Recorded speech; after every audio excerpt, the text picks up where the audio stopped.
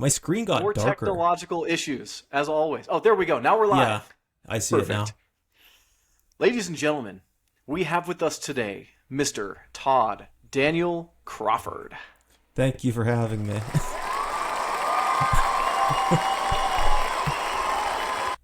Everyone's excited to see you. You can tell that my room is jam-packed with people traveling for hundreds of miles for this interview. So, I saw a head poke up over your shoulder a time or two. oh God, you're creeping me out, man.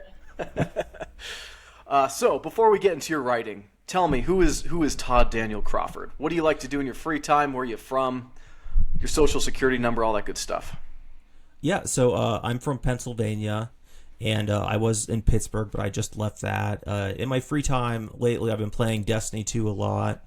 I work on movies as well as books, so potentially work on some stuff with that. Obviously, like reading, music. I'm kind of like obsessed with like self-improvement, so like I've been trying to run lately. I've gotten up to 3K each trip. So that's honestly most of my time other than work and writing. Mm-hmm. Awesome. So you touched on a couple points near and dear to my heart. So first off, self-improvement. I love self-improvement for everybody. Everybody should never stop improving and pushing yourself and just getting better at stuff. Even if it's small stuff that's only important to you, I think that's super important. It builds like a rapport with yourself. Hey, look, I can do these things, and you can take on bigger tasks in the future. So I kind of got involved with some self-improvement stuff maybe 4 or 5 years ago, reading some books. How did you get involved with it? Same books, or how'd you get involved? Good question. I think it was just a matter of just picking things up with age, honestly. Just certain quotes. And so like what you had said earlier about building rapport with yourself, one of my favorite quotes is there's kind of two parts of the negative and the positive one. The negative one is you wouldn't let anybody else talk to you the way you talk to yourself, with the thoughts in your head, of course. And also to treat yourself the way that you would want to treat almost your own child, like you're raising yourself into the adult you want to become. So you're thinking about your future self as somebody that you're raising, and that really helped me.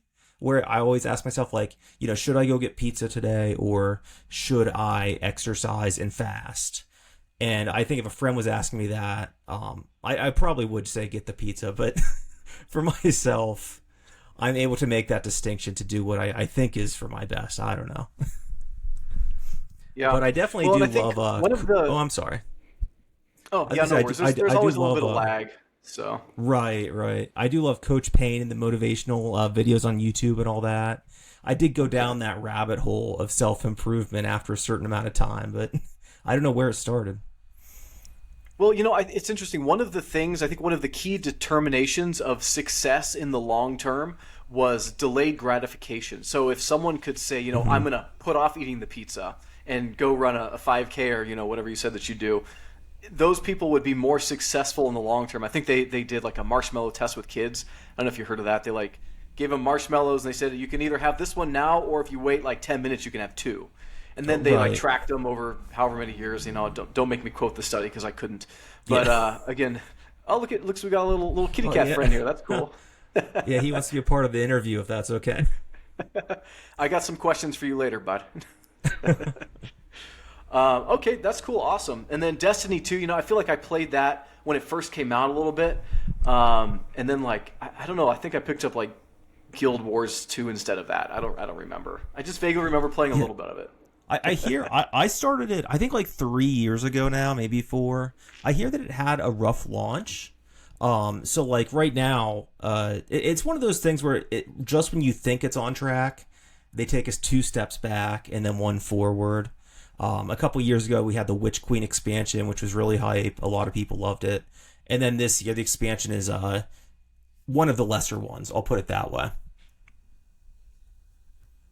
Awesome. Well, I feel like I know you and we're best friends already, so that's awesome. Yeah.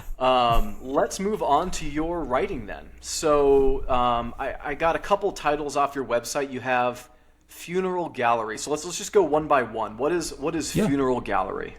Funeral Gallery, and that's kind of what got me on the track that I'm on now, because before that, I was only writing books that were published on Amazon, self-published, and they were written to be books, And I love that. It was a lot of fun. I really respect. I know there's issues with Amazon and people have criticisms. I am not smart enough to get into that, but it revolutionized writing. It made it possible for so many people to make livings off of it. It changed what you can do with writing, and I really enjoyed it. But during COVID lockdown, I was working on a book titled Honest Work, and it was the third part in a triptych, I call it, because I don't think it's a conventional trilogy. But it is following the same characters over the course of subsequent years, 3 times. And I was so obsessed with it, and I was so nervous about it that it really messed up my mental health. Honestly, that might have been part of what started me on the self-improvement stuff. Because of the lockdowns, I became agoraphobic, and I didn't want to leave the house because if I was in a car accident, if something happened to me, then I'd never finish the book and nobody would ever see my work. And, the past 10 years of effort was for nothing. So with Funeral Gallery, it started out with something, a totally different title. It started out with the title Other People. And it was going to be about a divorced couple and following each of their lives after they separate from each other. And their different struggles and all that from a male and female perspective of being in your early 30s, separated. And I had my website, which is the first time I had one, and I thought, I don't need to do this the same anymore. I could just put this on my website, and it wound up being on a Google Doc or a folder. And what was so cool about it was it hit me like, I've never seen books as performance art before. Like right now, my screen name says Job, and that's what I'm signing the things I'm writing as now, which is a jokey thing. I'm making fun of how artists act as though they're Job or, this divinely tortured creature or something. But so what hit me is like when you pick up a book at the bookstore, like Dracula, it's called Dracula. That the book is however many pages that particular edition of the book is, 300 pages typically, I believe, for that one. And that doesn't change. Different editions might change something, very little details typically. But what I found interesting was inviting people into the creative process of the book. So there's a timeline for Funeral Gallery on my website with dates and when each thing's added and changed, like the title change or a character's name might change.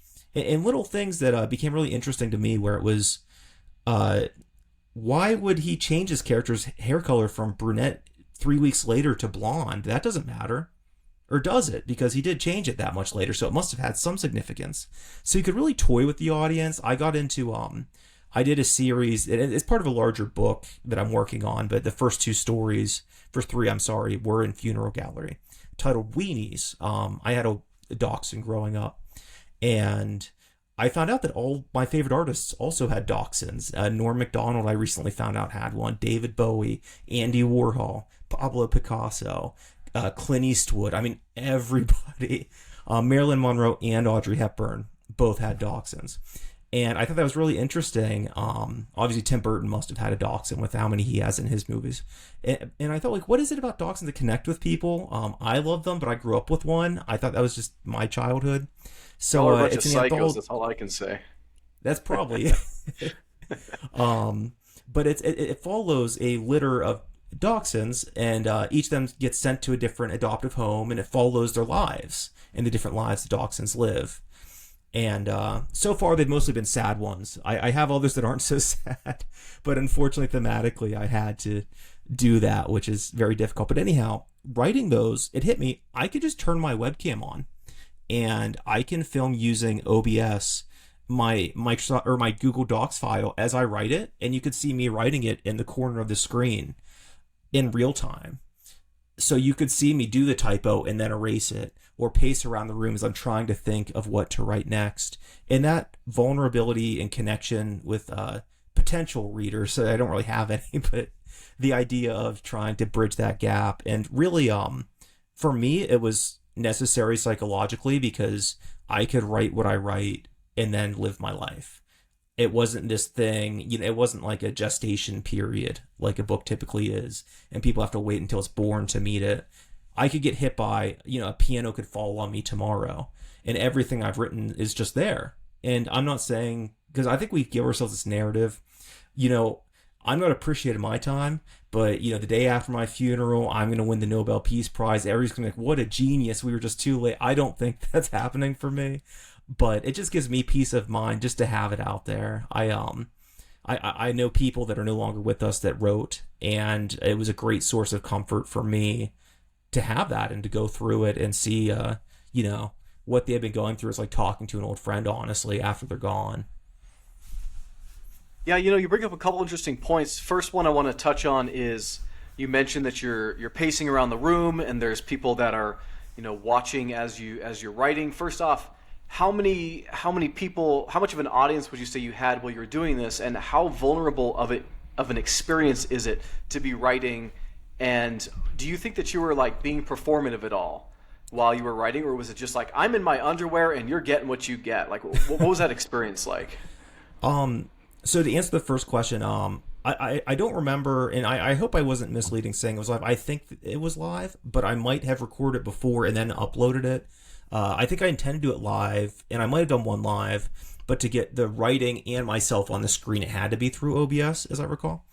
But in terms of viewers, I would say practically none. A few friends did, and I appreciate that. I appreciate every one person that reads what I do. And I was talking to someone today about this who also writes, and how many friends and family have no real interest. They say they do. And I was saying, well, it's a lot of effort to read someone else's book. I read someone else's book today, honestly, to give them notes and stuff, someone I don't even know, just to help someone out, because I know how it feels to be unsupported. And people mean well, but people reading, I mean, that could be an 8-hour favor that you're asking of someone, especially people that don't read.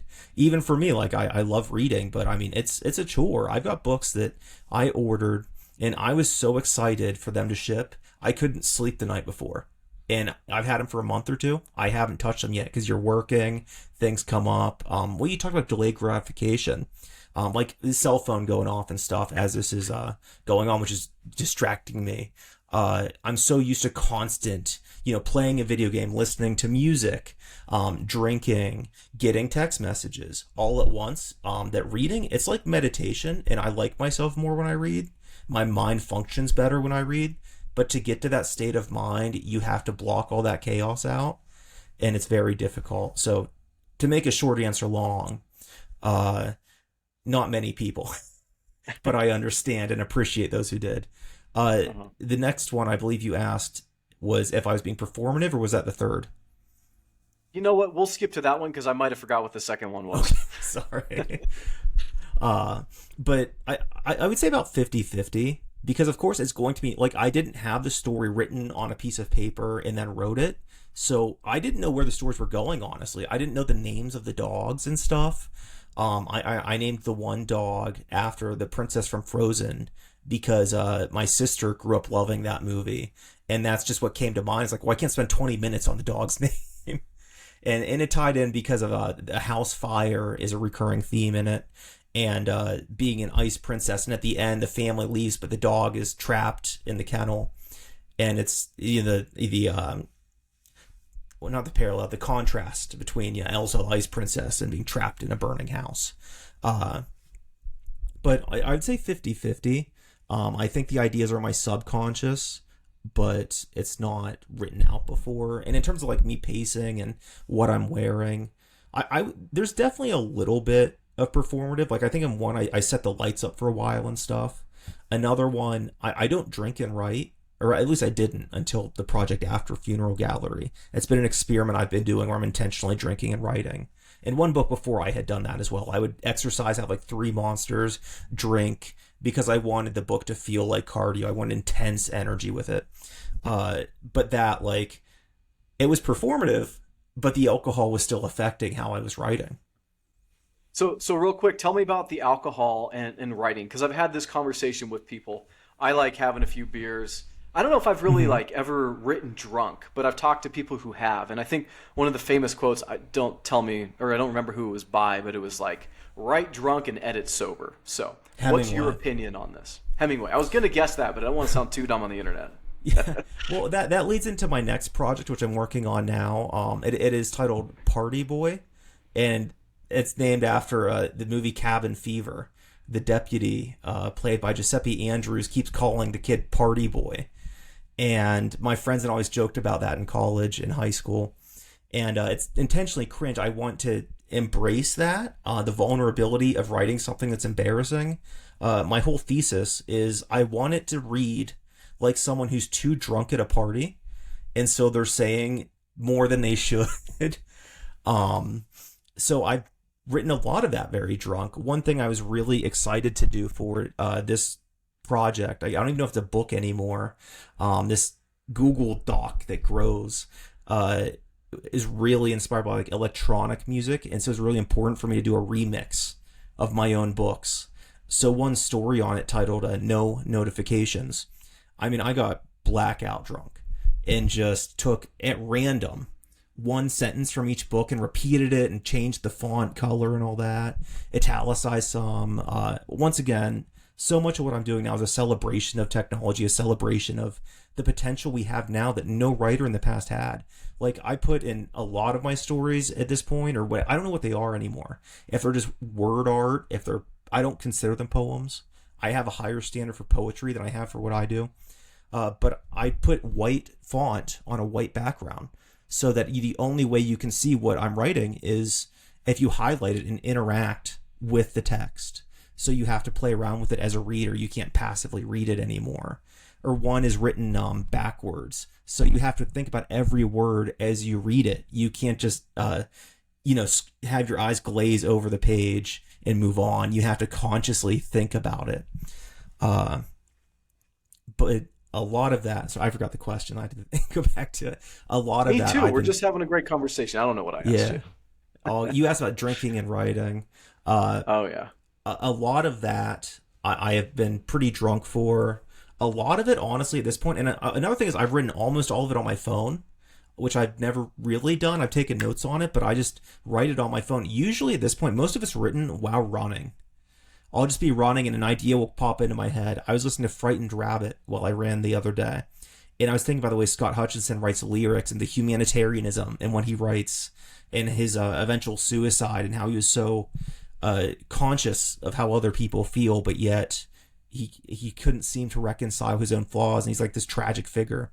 And just, beautiful songwriting, probably my favorite songwriter of the last couple of years. But so I just was running and I just wrote a piece inspired by him where it's like, this is kind of my take on a Frightened Rabbit song. But that was written in 5 minutes while running. Now, interesting technological question. Do you try and type it or text it out while you're running, or do you use voice to text? I should use voice. I should try that. I've been typing it out with my hand, which I'm terrible at. But I like the remix one. I used my laptop because I had to. There's a couple traditional short stories on there. There is one titled "I Want to Be Murdered" that I had to write out. Again, I got really drunk for that, and I wanted to get drunker as I wrote it, intentionally. So it's a character who's drinking more as it goes on, and that looseness hopefully translates. There was No Notifications, the remix I had to use the laptop for. But typically I just type it out on the touchscreen. I do use voice memos for screenwriting and collaborating with people. It'll just be things like, it would be funny if this character was giving a motivational speech and then farted. Then you get a voice message. Ha ha ha. That's really fun. It's like modern Rod Serling, where you can have a writer's room across the country. So real quick, before we continue with the writing, I do remember at the beginning of this, you said you work on movies, and you just mentioned screenplays right now. And Yep. I'd love to hear about that. So tell me more. Is this your day job, or is this another side project? What is this? Have you ever heard of the Avengers movies? I think they're pretty big. Yeah. I wrote those. No. Okay, that's cool. No, I'm afraid of making money off writing. I actually for a while I was giving my money to charity when they were on Amazon because I was so uncomfortable with it. And what really affected me was if somebody's because it's pretty crass humor in some of it, because it's people who bust each other's balls and bullshit. I could say that on here, right? I didn't even think to ask about profanity. No, I'm just, yeah, you're fine. Cool. But and there's offensive humor in some of it, and I would feel horrible if that hurt someone's feelings. So I thought, I'm going to donate all the money from this to charity things. So the first thing I hear when somebody does something like J.K. Rowling, for instance, people didn't want to buy Hogwarts Express, which I don't think she had any creative involvement with, but they didn't want her getting the money. So I thought, well, if I'm not getting the money out of it, it's going to charity. Then if anybody's hurt or offended by this, then they're just taking money out of a charity. It's all about creativity, and that allowed me to be more creatively free.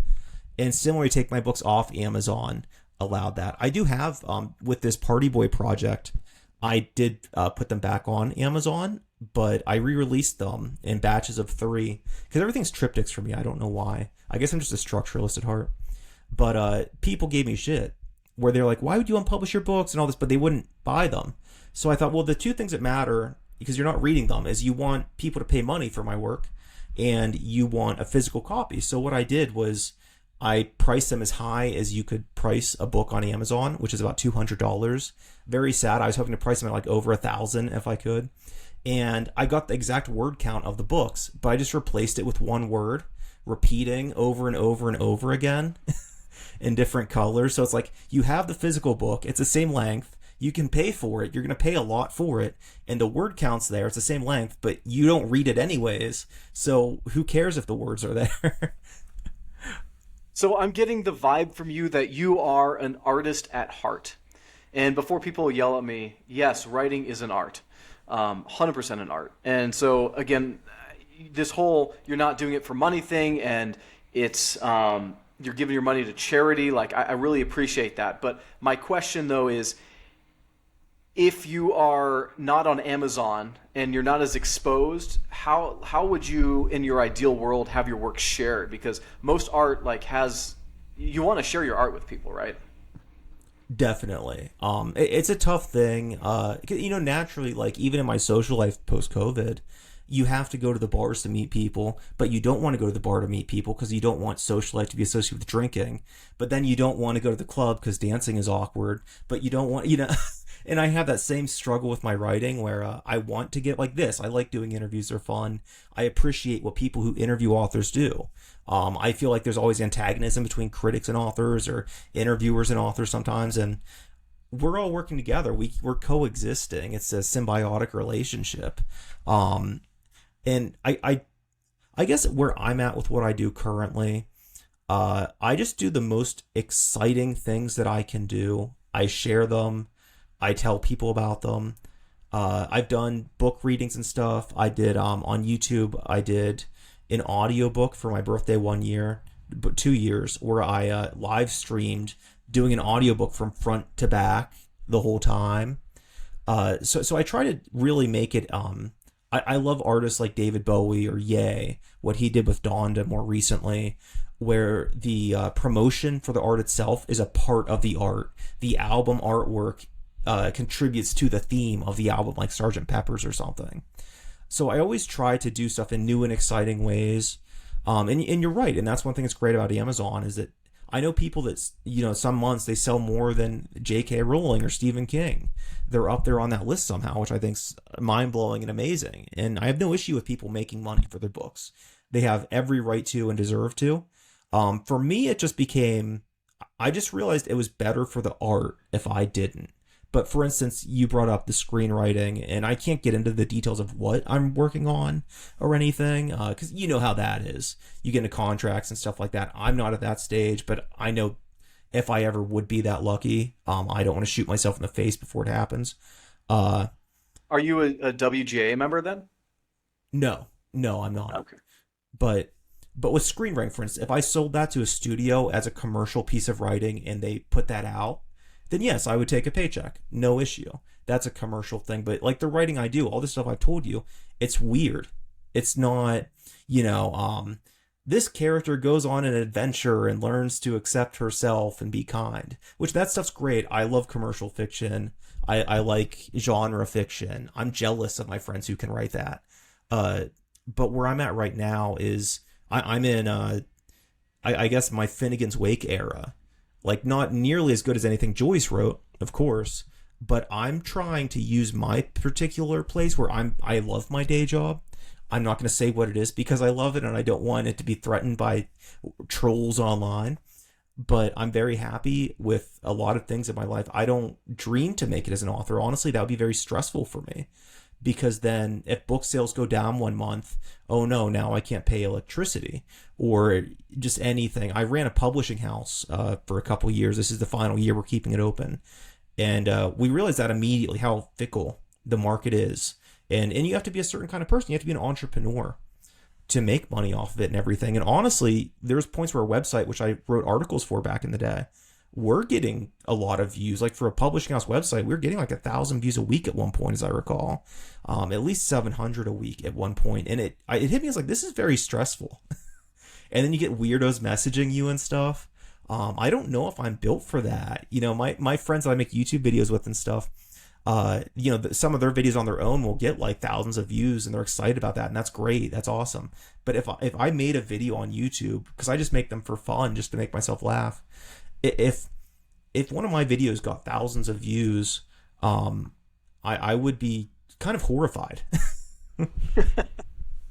Is it the responsibility of having a platform that terrifies you? There is a little bit of that. Because I mean well with what I do, but for instance, you know, I'm trying to think of a good example. Okay, it's like Steven Spielberg. He's clearly not for Nazis or violence against Jewish people. He is a Jewish person. But in order to depict that, to convey that message in Schindler's List, he has to portray what happened in the Holocaust. So with them going into the shower, I forget the name of the director right now. He directed... oh boy, he's one of the big Michael Haneke, I believe, was the one who said this. He criticized him for putting the John Williams music over people walking to the showers and making it cinematic. And he's like, I don't think this should be depicted cinematic. This is exploitative. It's emotional manipulation. I don't personally agree with that statement, but I understand the point of it. And similarly, because I get into very, very harsh stuff in some of my writings. And there is a fear with that, of it being misconstrued or being held liable for things that you don't intend. Well, anytime you put something out there for people to see, and I've mentioned this before on the podcast, but like you're making yourself vulnerable. You're opening yourself to criticism, and that is part of art, and it's also part of politics, and it's also it's just a part of life. So if you have something to say, you need to say it. And people will maybe have their rebuttals, but maybe you'll be changing somebody else's life for the better, or maybe you'll be opening someone's eyes to a fact they didn't see. So there's a give and a take with that. Definitely, I agree, and it's an inner struggle, but I still put myself out there. I still promote it in my own way, like going on this show, which thank you again for having me on it. But in terms of Amazon, in terms of selling myself as a product, if that makes sense, I am very uncomfortable with. I respect people who do it. I like that. I support them. But for me personally... I'm trying to pour myself out. No one will have me, though. I made a very similar joke this morning. My friend said something like, ladies, please stop asking me for dick pics. I'm not that kind of male author. I commented, I am, ladies. Blow me up. So you brought up an interesting point a couple minutes ago talking about genres. And so what kind of genres would you say that you write in? Is this kind of like a dark, quirky literary fiction, or how would you place it? It definitely depends on the project, of course, because I have had like, I don't even know how many books, I guess like 10 or something. And I have like one, for instance, that I debuted it with my website because I wrote it, and it was intended to be written as a book and then adapted into a screenplay with a guy that I was collaborating with. And then we didn't talk for years, so I never released it until we started being friends again. And called Aaron Texter's Book Club, which was a title that he came up with. And that was just a young adult book, a coming-of-age story, a Bildungsroman, and a lot of comedy in it about a kid that he wants to make friends, so he starts a book club. I did a triptych of books back shortly after college, so from 2016 to 2020. The first one, Young Adulterer, which was the book I wrote after that, which was basically a comedy, I would say, by all intents and purposes. But it's got a lot of science fiction elements in it. I was really interested in, because genre, talks about real life issues using the guise of genre tropes. Be it a time travel to focus on regret, or a vampire could represent, I don't know, carnal desires and so forth. I wanted to do the opposite, where I wanted to talk about my interest in movies and books using real life things. So, for instance, a character who gets lost in his own train of thought would be my thoughts on time travel movies. It's been a long time since I've done it, but various things like that. One character, he's an alcoholic, and instead of like the Wolfman representing a guy who's an alcoholic, there's a joke in Abbott and Costello Meet Frankenstein, where Larry Talbot, he turns into a Wolfman and he wrecks his hotel room, and then Abbott and Costello go to the hotel room and they say something along the lines of, "Wow, some men really can't handle their liquor." And so I had a character in it who's an alcoholic in my own story who represents werewolves, because I love werewolf stories. The second book in that triptych, Conditional Love, I would say I consider it horror. It's very inspired by like Taxi Driver. I would say if somebody's slowly losing their mind, there's a lot of themes like Rosemary's Baby in it, Satan worship, but it's kind of somebody being paranoid about others having false intentions, like Travis Bickle, until he doesn't murder anybody in the end, but there's a confrontation with a woman. Basically, I'll give away spoilers because I don't care. Is that he is grieving his brother who died in suicide, and he finds out that his brother had this affair with a woman, and she had gotten pregnant, and she decided to terminate the pregnancy. And so he blames the woman because he connects with her over a bit, and then when he finds this out going through his brother's cell phone and sees the text messages about it, he blames her for taking away it from his mind, which he's the villain. I've had a case of this. I've had women talk to me like, "Is this how you feel about women? Is this how you feel about abortion?" I'm like, no, not at all. This is the bad guy. This is Lolita. This is Humbert trying to convince you that his line of thinking's right, but he's wrong. He's crazy. But he goes to her house and causes a scene and almost does something violent, but does not commit to that, fortunately. But similarly in that, for instance, so both of those characters, both brothers in that, were the Beulah brothers that David Bowie wrote about on his album Hunky Dory. And the one character represented, David Bowie, the performer, Ziggy Stardust. And the other character represented David Jones, the human being, and struggling to reconcile those things. And I was really struggling because I was a huge Wes Craven fan, and he had passed away. And then David Bowie passed away shortly after. And then my favorite film character portrayal performance of all time is Gene Wilder's Willy Wonka. And Gene Wilder's, of course, brilliant in other things, but that particular role means a lot to me. It's honestly my biggest inspiration. When you talk about the vulnerability and the performance in that, Willy Wonka is the direct influence, particularly the scene I think about it all the time. You see his office, and Charlie and Grandpa Joe go there, and everything's half finished. So like the posters on the wall, it's like half of posters, half of a desk, half of a laptop. And you think he's vulnerable, like, oh, this is the man behind the curtain. This is Oz. We're finally seeing him after this whole movie where he's messing with, the characters, but also the audience's head. You can never trust him. And finally you see him in this vulnerable state. And then and he's angry and he's antagonistic. And, I said, "Good day, sir." And then Charlie hands him the never-ending gobstopper and apologizes. And all of a sudden, Wonka does his heel turn. And maybe that's the real Wonka, this benevolent, kind man, a child at heart. I like to believe that's the real Wonka. But when you see the character at his most vulnerable in the whole film, the only time you see him in a vulnerable position, he's performing. He's fucking with your head. And that's so much of what I'm doing right now, is kind of an interpretation of that. But anyhow, those books for me were about dealing with my favorite generation of artists all dying and being older. And in the second book, particularly them being canceled, I'm a huge Woody Allen fan. I grew up with Bill Cosby, and reconciling. I love these people's art, but their actions as people I can't cope with, because these people are like fathers to me. And yet you're finding out that your dad isn't this idol you made him. He's a human, and in many of these cases, a very, very flawed one. And as a young artist, how do you make sense of that? Good points. I can see you've dived deep into the world of the arts, and you've studied a lot of people, and I think that can definitely have a good influence on you and your own writing. Um, Before we get too far off track, I do have one more question about your writing, and kind of online with theme. Hmm. I saw, or rather, when you were talking about what was the one about the Dachshunds? Is it called Weenies? And Oh yeah, then yeah. The one about the also dachshunds is called Funeral Weenies. Galley, Funeral Yep, Gallery, excuse me.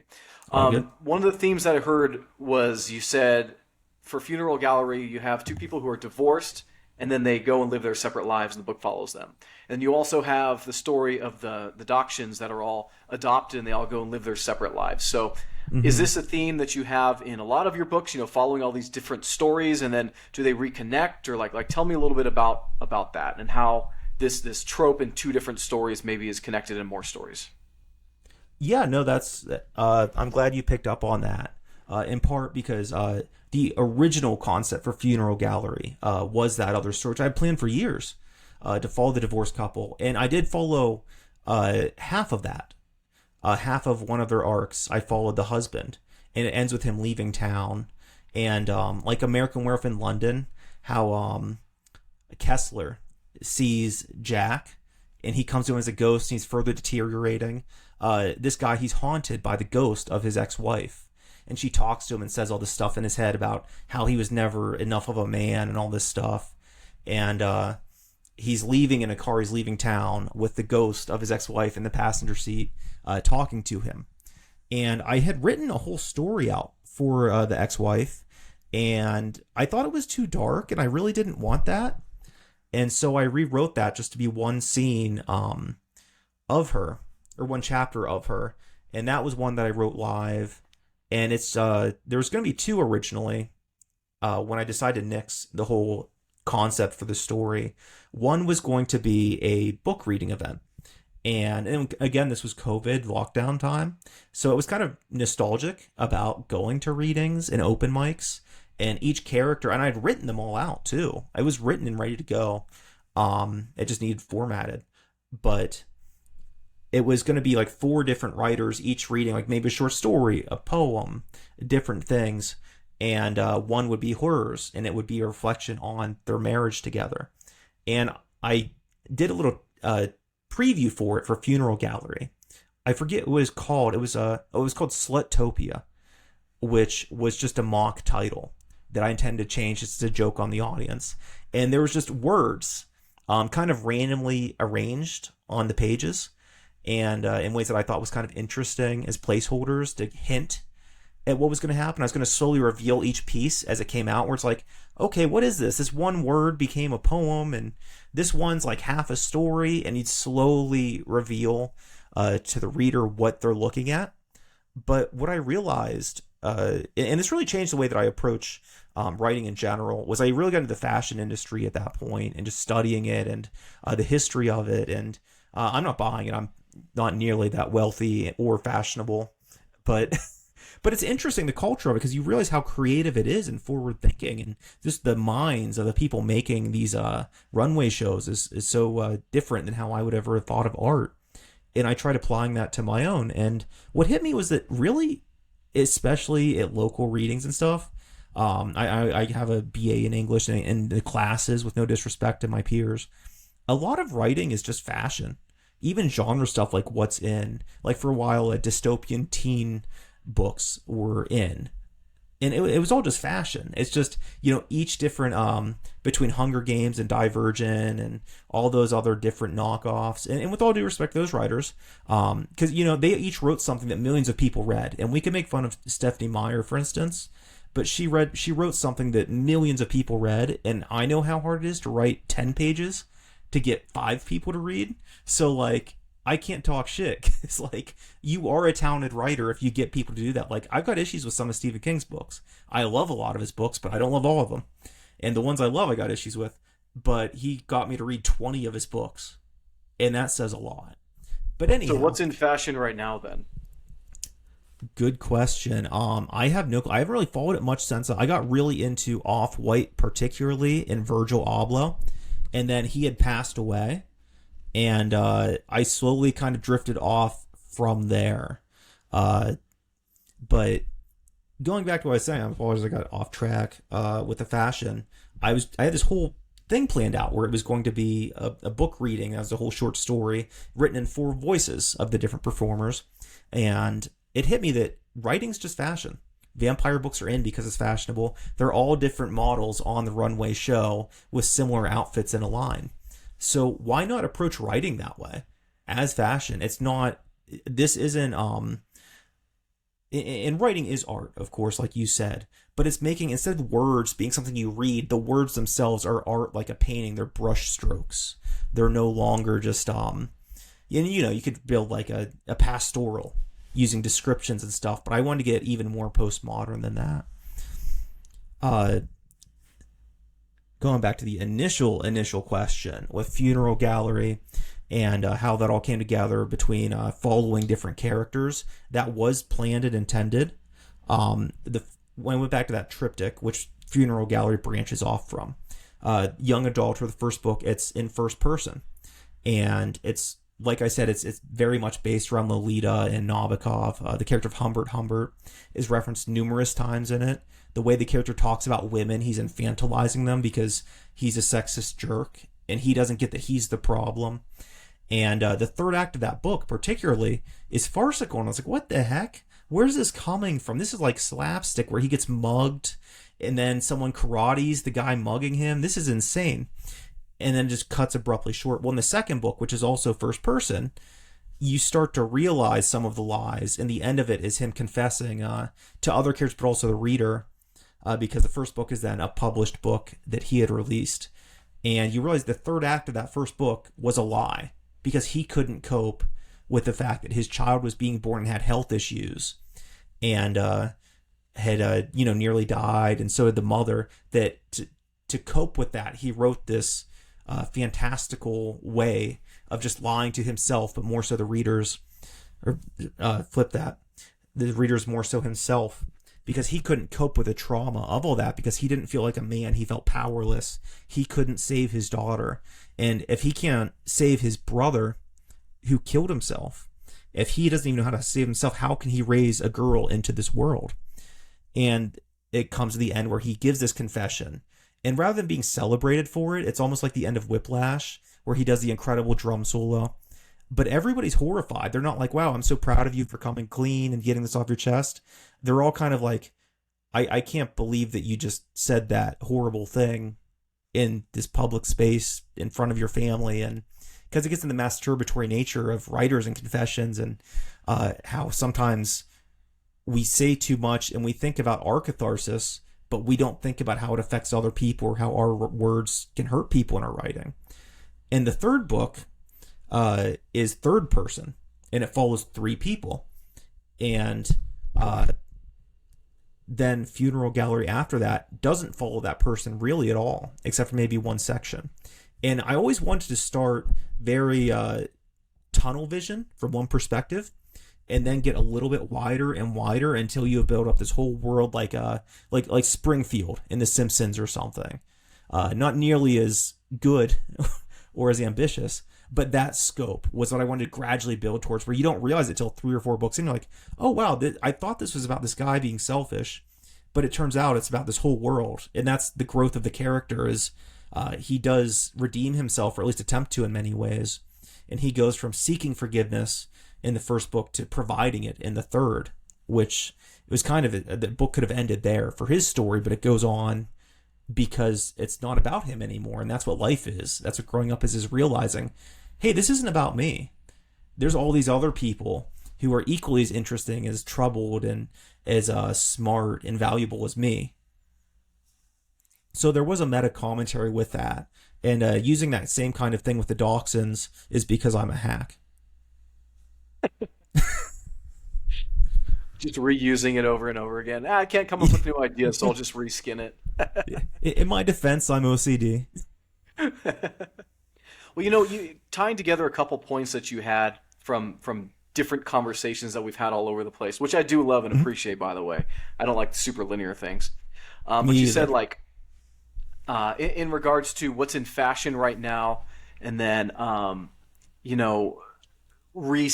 reskinning. Like genre is just reskinning the same characters' dilemmas just in different ways that the audience Hmm. can relate to. So I think that's an interesting point of like writing what's in fashion. I'm just blabbering now. I don't even know what I'm talking about. I've been blabbering the whole time. I'm gonna edit out half of all of our shit. It's fine. Um, okay, well, changing direction a little bit. Um, what was I gonna say? I completely forgot. I feel like I need to be drunk for these things sometimes. I usually am. I'm trying not to be anymore. Because it's that thing where you're never as funny as you think you are when you're drunk. You're just laughing at your own jokes more. And it hit me as like, I got to stop this. This is not going to go well. Yeah, my wife says that to me all the time. She's like, "You're not funny at all." I'm like, "I'm funnier than you are," and then we have a fight, and it just ends up not funny at all. Exactly. Nonetheless, I think I collected my thoughts. So you are what I would consider like truly an artist at heart. Like you write for the art, and it's interesting because another author that I had on, he writes professionally. He's like, I do this Hmm. to pay my bills, and sometimes you just have to write when you don't feel like it, and you have to write just to get words out, and you can go and edit them later. But like, Yeah. what are your writing habits like as far as you seeing writing as an art, and you're not necessarily needing to force yourself to do it to pay the bills? How does that all come in together? Right. Well, that is a conscious decision that I made, unfortunately, after getting a degree in writing. But no, I do. Writing is a lot of what I do professionally. And that is a thing for me where doing that allowed me to make that distinction. Um, but for me, it depends on the project. I force myself to write things a lot. But I try to uh, make each thing an era. Like Picasso had his blue era. He had his Cubist era. David Bowie had Ziggy Stardust. He had the Thin White Duke. I try to do that aesthetically in how I approach each project. So, like I said, most books I don't like writing drunk. I've never enjoyed it. I think it's a stereotype that I just have never related to. If it works for you, that's cool. But a lot of my novels, I would never be comfortable doing that with, even if I edited sober. But then certain projects, like the second one in that triptych I had mentioned, Honest Work. Like I said, I would drink an insane amount of caffeine. I would get so drunk I was falling downstairs, and I would write it while doing cardio. And that was intentional because I wanted to depict someone who was ramped up to that level and kind of out of their mind. Doing like the live stream things, I did a few of those because I felt it was appropriate or exciting, but I don't think it's appropriate for everything I want to write. So it all just depends on what the project calls for. Gotcha. All right, final question as we wrap it up. What messages do you have, or how would you like the world to be impacted by your art? That's a good question. It's kind of an existential one, really, because it's so simple, but that's kind of the power of it, right? Is that you can't really weasel out of a direct thing like that, but without stalling any further. Right now, I can say what my thing is right now is that it's about celebrating art and creativity, because like a big thing with me not wanting money is it made creativity not fun. And it's like, why am I doing this? I can make more money anywhere, at least with my skills. Good writers can make money off their writing, but I'm not that kind of writer. And I recognize that, fortunately, before banking too much on it. And the liberties that we have on the internet, where to self-publish a book in the past, you had to be like rich or very fortunate circumstantially, but with just Google Docs you could share anything with anyone. With YouTube you could put a video out. You don't need a studio, or you don't need to be on television or have some deal with Paramount or MGM or anything. So it's a celebration of saying like, there's so many cool things happening in writing right now that we take for granted, I think, and so much creativity that is worth it. Like I said, I'm really dabbling in cringe. Not that I haven't been cringe in the past, but now I'm leaning into it. Whereas like, I'm going to write this and it's going to be vulnerable. And if it's cringe, it's cringe. And that's cool. It's okay to be cringe. It's okay to be honest and hurt. A lot of the things I'm writing right now, I kind of see it in my head as it's kind of Frankenstein writing messages. Well, the Frankenstein's monster writing messages to Dr. Frankenstein, where it's a lot of it's dealing with traumatic events in my life, and it's almost saying to like other people, like, "Hey, you, like Frankenstein's made of different people." I think that it's looking at the psyche as being composed instead of different body parts. It's Frank's leg and Greg's arm. Your body is composed of trauma that others have inflicted upon you, and you're this weird monster created by it. And it's kind of a thing of saying like, hey, like you did this to a human being, you know, and a lot of it's rooted in intrusive thoughts and dealing with it, where you think, am I a bad person because I had this intrusive thought? Am I, self-righteous? Am I a narcissist because of it? And in some cases, we might be, and that's worth reflecting on. But having the thought itself in a knee-jerk reaction kind of way,